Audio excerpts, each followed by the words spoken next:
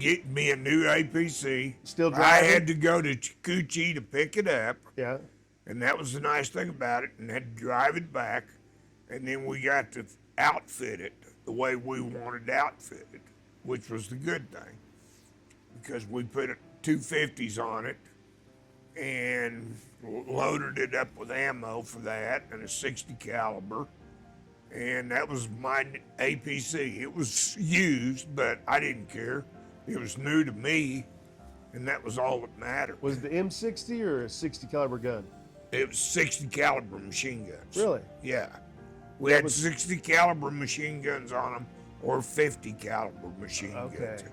We always had a 50 caliber machine gun on the center turret. Yeah.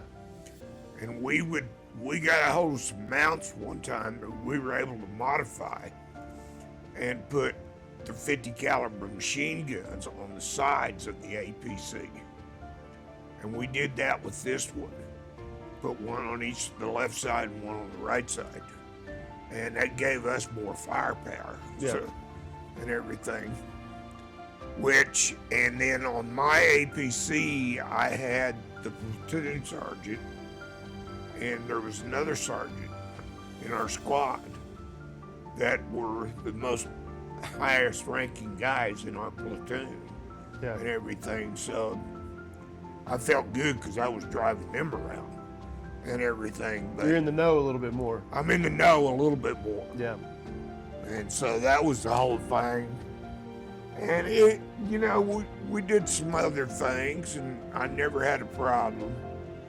But then they told us we were going into Dowtang and we were going to be on stand down. And we were going to be nothing but a reactionary force for the base camp. So we did that.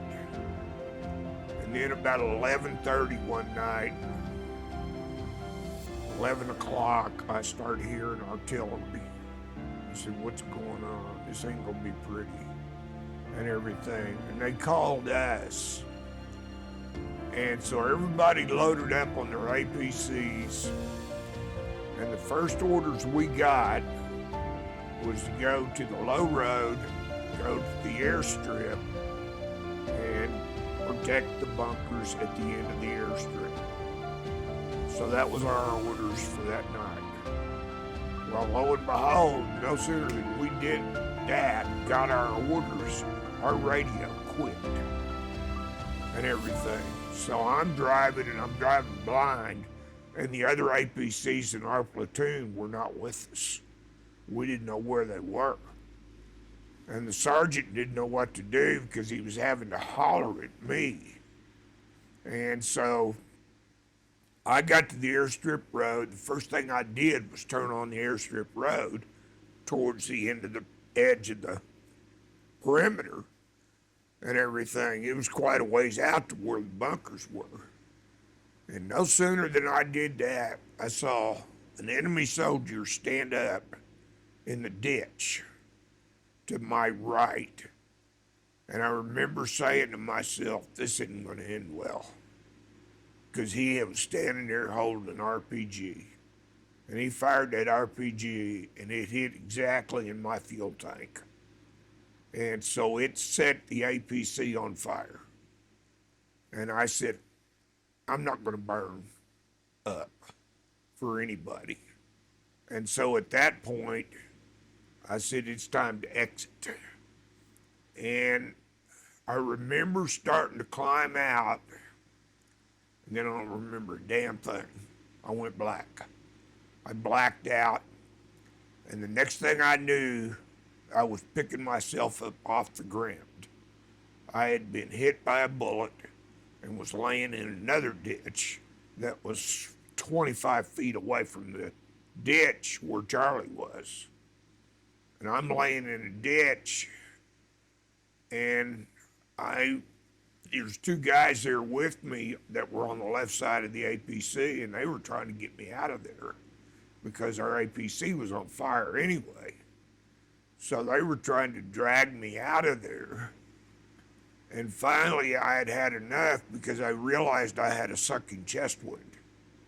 And I said, I got to do something with this. And so I took my flak jacket, lay it in that ditch, and I twisted up against the side of the ditch with my flak jacket, and I covered the hole where the bullet exited, and that stabilized my breathing. But I still couldn't get out of there because I knew every time that I tried to crawl, go anywhere, my breathing was going to kick back up. So I just told them to go on, get back to our guys if you can find them. And I just stayed there in that ditch. And I said, I'm just going to stay here and take my chances. Is all I can do because I can't do anything until somebody treats this the way it needs to be treated. And so they left and they tried to come back with some other guys and get me, but they couldn't do it because they started taking way too much fire. And while I'm laying there in that ditch, I look over in the other ditch and I see both the sergeants in our platoon get killed. And I know in my own mind I saw a machete at one point, and that scared the hell out of me. If they were killed by the machete or shot or what, I don't know. But the enemy was fighting them. They were in hand-to-hand combat. And that scared the hell out of me. But I could see soldiers coming from above me where all the airplanes were parked at our base camp, and our enemy soldiers coming down the ditch, but they'd cross over. And I said, that must be where their tunnel is in the other ditch. So I just played dead. But they never got all the way down to where I was laying. And they crossed over to the other ditch, and they went to their tunnel if they could get there. And I said, well, hell, I'm stuck here. But there was 2 other times they tried to get to me that night because they knew I was there. And every time they pulled up, they started taking too much enemy fire. So they couldn't get to me and everything. And they couldn't even hardly get off the APC that they were on. So, but I just stayed there, and I just alive all night long praying that I got out of there. Wow. And that's all there was to it. I said, I just, if I can live through this, I can live through anything, is what I told myself. Right. And everything 25 yards in front of me is my APC, and it's burning. And I don't know what happened to my steel pot, because I didn't have it on my head. And I said, what the hell? And so I just had to stay there and be there. And then the next morning, about 5:30, is when things really quieted down. And that's when they were able to get to me. And they got to me at that point, and they treated me real well because they put something on the back, my back, where the exit hole was. I didn't bleed bad, which was good. But with that sucking chest wound, they were able to control it. And they got me to the medical unit at Dow Tang. And wow. They took me in there. And the first thing they did was cut off all my clothes. And I'm laying there on a cot. It wasn't even a cot. It was just a stretcher. And I don't have any clothes on. And they were, I don't know, they treated me there the best they could treat me. And then they wanted to load up a C-130 airplane with all the wounded and take us to another base.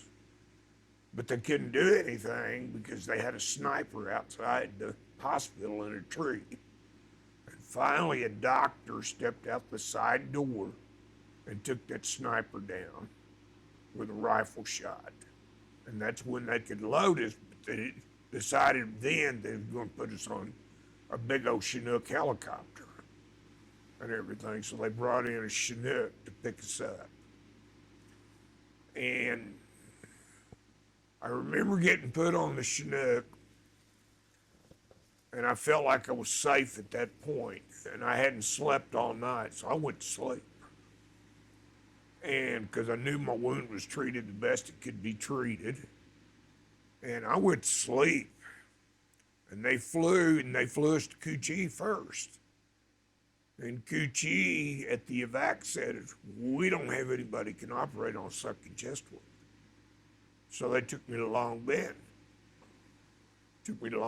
They said, we don't have anybody that can operate on it either. So I'm about the only one left on this airplane, this Chinook, and they take me to Vung Tau. I didn't know, I'd never heard of Vung Tau. But come to find out, it was a coastal city. And it was the in-country R&R center in Vietnam. And so that's where I went. And they had a doctor there. And no sooner than he got done with surgery, they told me later that my lung came back up and was breathing fine. And it made a difference. They knew I'd have to do treatment for it. And so it worked out. Wow. So you stayed out there all night. I stayed out there all night. I mean, obviously you had no weapon. I had no weapon. No case. I had thrown 2 grenades that I had on my flak jacket. Yeah. During the night, and that was it. When I thought I could throw them somewhere without giving away my position. Right. Because I didn't want to give away my position. Right. And so your tank commander, your TC, like they're in the hand-to-hand combat. They're in the hand-to-hand combat. By this time, they're dead. Right. And everything. And so everybody in the APC that was with you at the time? The other 2 guys got out of there, and they went with some other guys in our unit, I'm guessing. Because I never did. Back. Yeah. And they were getting guys to try and rescue me. And I never saw them again. Honest to God, never saw them again. And I remember one of them only had like a month left on his tour. Yeah. And everything. I said, God, I hope he gets out of here. Wow. And everything. But on my APC, I'd take a bullet, and the 2 sergeants get killed, and then there's 2 other guys, and they managed to get out of there and live through it, as far as I know. Yeah. Because I don't even remember their names to this day. What's going through your mind all night? Like, obviously, we're scared. You're praying. I'm scared. I'm praying. How close did they get to you again? I mean, they got within maybe 10 feet. You just played dead. And I just played dead. That's all I could do. And I couldn't do anything, so just roll with it and everything. And I was lucky because they'd crossed the other ditch before they really got right on top of me. Right. And so it was kind of nice. But, you know, it's not the best place in the world to be laying and everything. Because if one of them sees you and you move at the wrong time, you know he's going to put a bullet in you. Yeah. And that's it. So, wow. You know, long night. It was a long night. It very was. Oklahoma Echoes is growing, and I can't do it without you guys. Make sure you like and subscribe.